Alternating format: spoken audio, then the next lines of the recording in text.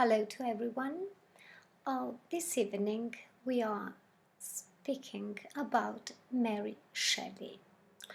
Mary Shelley was born in 1797 and was the daughter of the radical philosopher William Godwin and the pioneer feminist Mary Wollstonecraft. In 1814 she met Percy Bysshe Shelley, fell in love and ran off to Europe in France, Switzerland and Germany. In 1816 they settled in Geneva and Byron, a famous poet of their time, joined them. When to pass the time a ghost story competition was proposed, Mary Shelley wrote Frankestein, or the modern Prometheus, claiming she had been inspired by a dream. The work was published anonymously in 1818 and became a bestseller at once.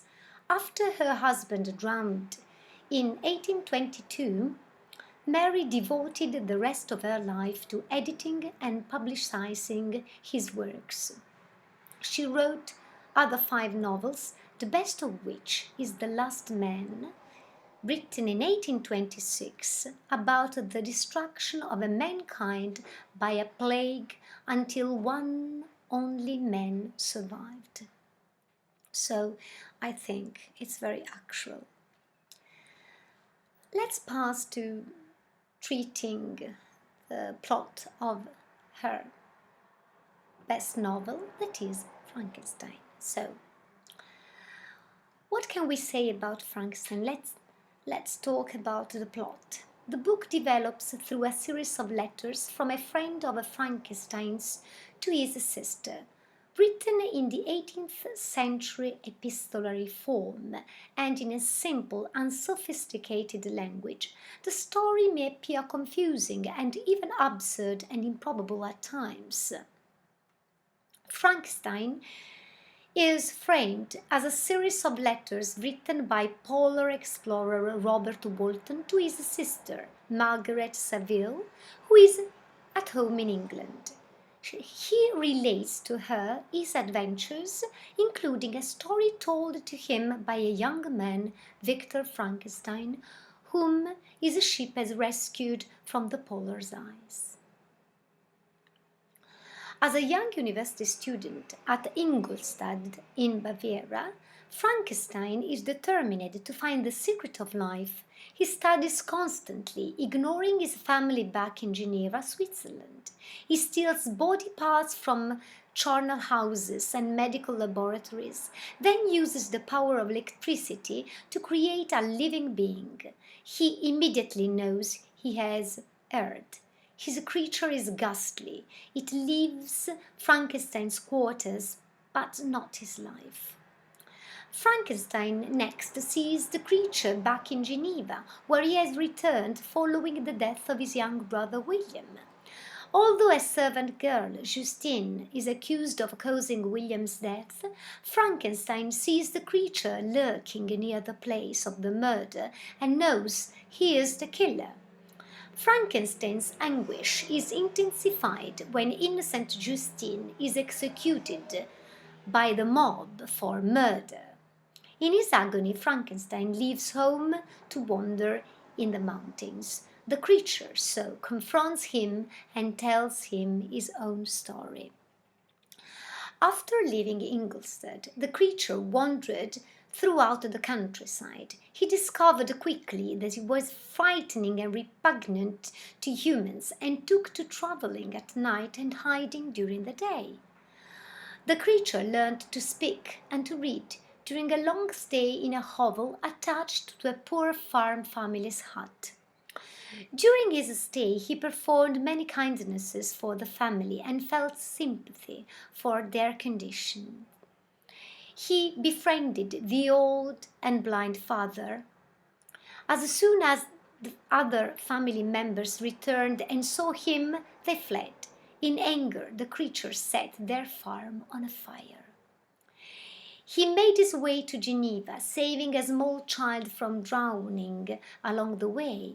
Every time he tried to perform an act of kindness, however, he caused a reaction of horror.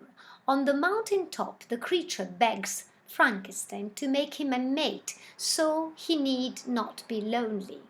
Then he says he will leave humankind alone and live with his mate in seclusion.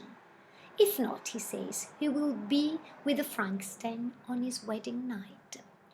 Frankenstein promises to make him a mate, but questions his wisdom.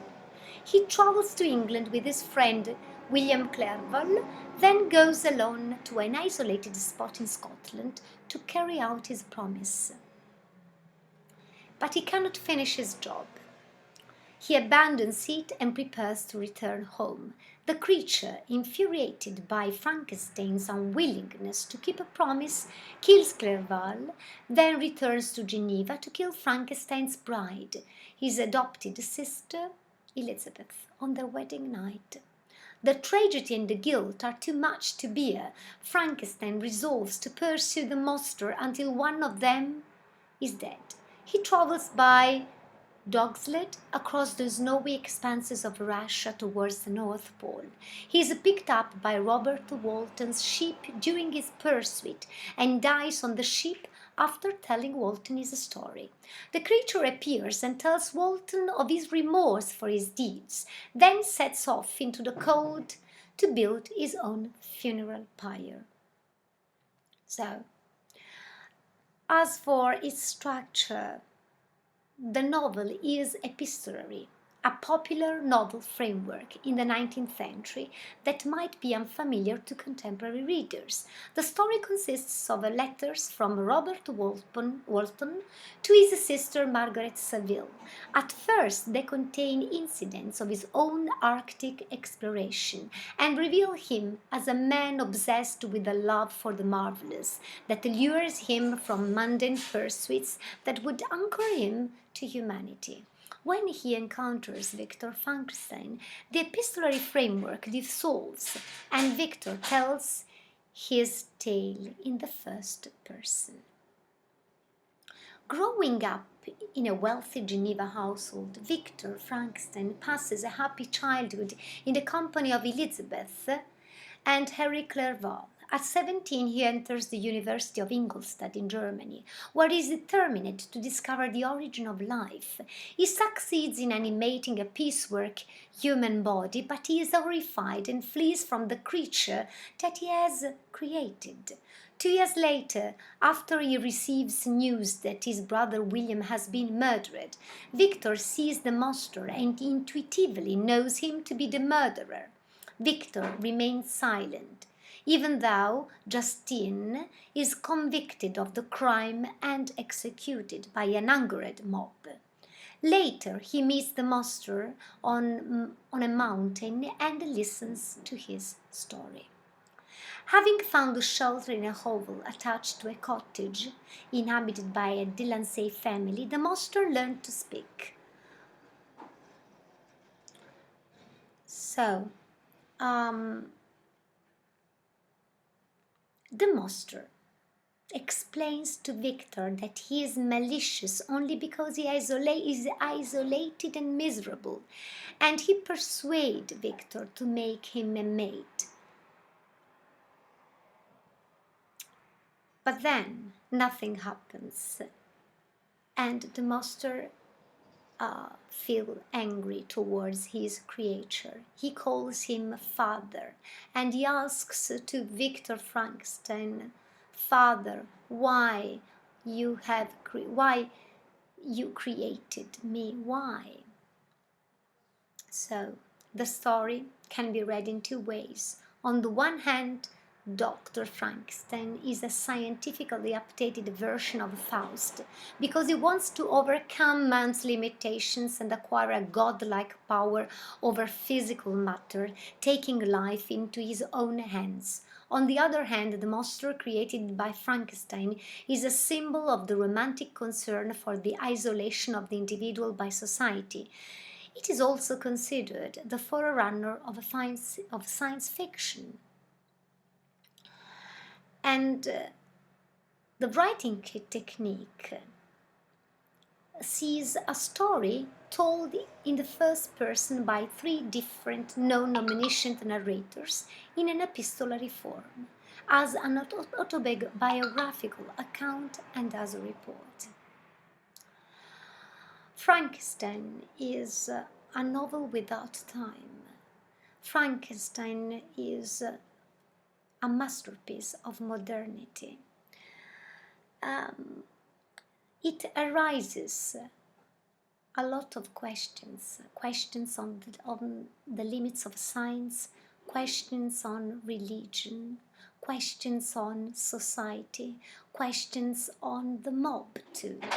Because when the angry mob kills Justine, we can see all the influence of William Godwin's philosophy on his daughter.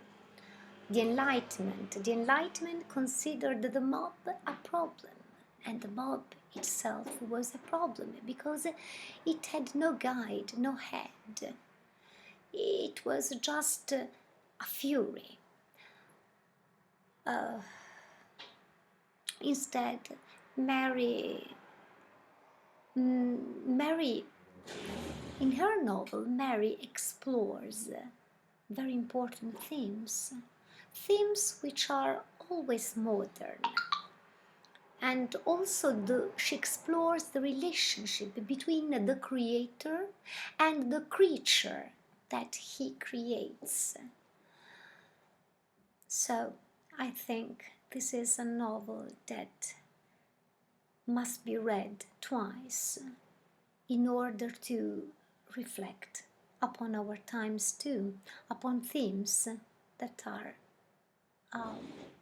still unquestioned nowadays, or better they are unanswered. So goodbye, student. I recommend you to read this novel.